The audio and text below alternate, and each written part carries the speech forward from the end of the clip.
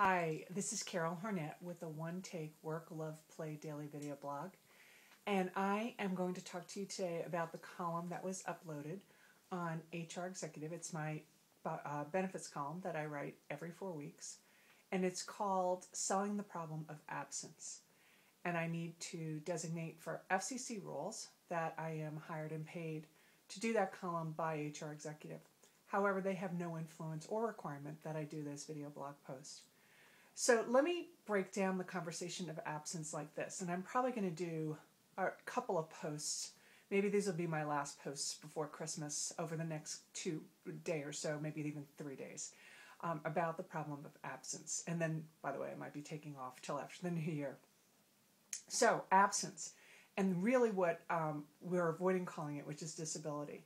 I think the first challenge with the workplace-related disability and the name disability insurance is the name itself and the branding. Let's face it, life insurance is not called death insurance, and that's really what it is. And disability insurance conjures a picture, even in healthcare professionals' minds. When you say immediate thought, almost everyone, 99% of people say someone who uses a wheelchair. The times they differ is when people have a personal experience of disability, and again, it's almost always physical disability, and they'll say a person who's blind, a person who is deaf, someone who has a significant physical impairment.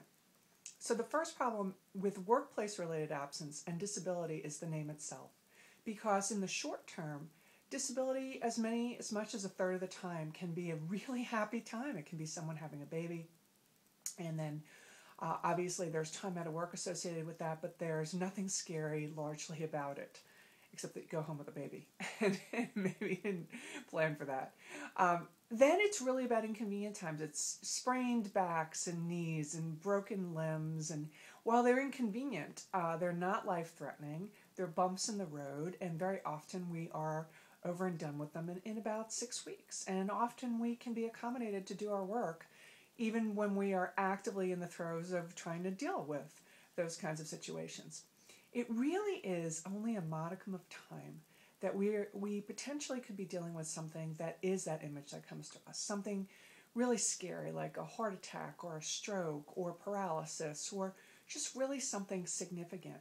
So the first problem, in order to have a conversation that we can both start and finish, is that it's a bad name, and really it's why we're really trying to move to this discussion point of absence. And then the next point really should be for employers: how big a problem is absence for me? And the reality is it depends.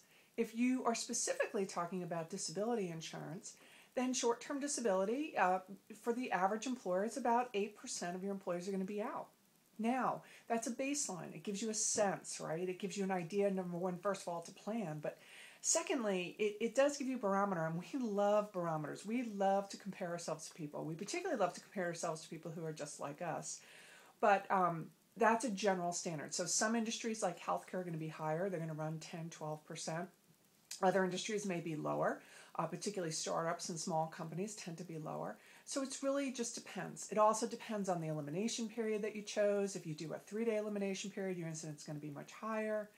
If you do a 30-day elimination period, your incidence is going to be much lower. So it really depends again. And then it depends on the benefit replacement ratio if you choose. If you choose 100%, or if someone somehow can get up to 110%, chances are they might be out longer. Actually, A, they might go out more often, and B, when they do, they might go out longer.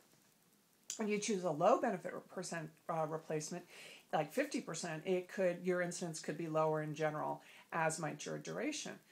And then if there's the taxability issue, if it's pre-tax versus post-tax, and whether it's employer paid, can all influence that ratio. So that's around disability insurance. Really quick primer for STD, short-term disability.